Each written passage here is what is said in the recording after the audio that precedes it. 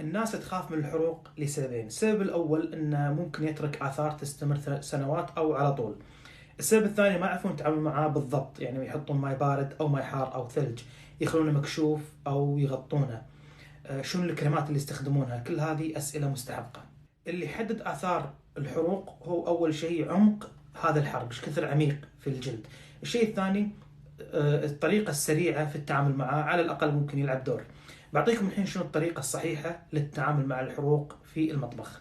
أول شيء ما نحط ثلج، لأن الثلج راح يزيد الحرق سوءا. نمرر ماي بارد، مجرد تمرير، نخليه يجف بالهواء، ما نجففه بفوطة أو شيء، وما نغطيه، نخليه مكشوف. ونحط اما ميبو او في فايتو، او نحط دقيق القمح مع الماي كخلطة طبيعية ونحطه على مكان الحرق.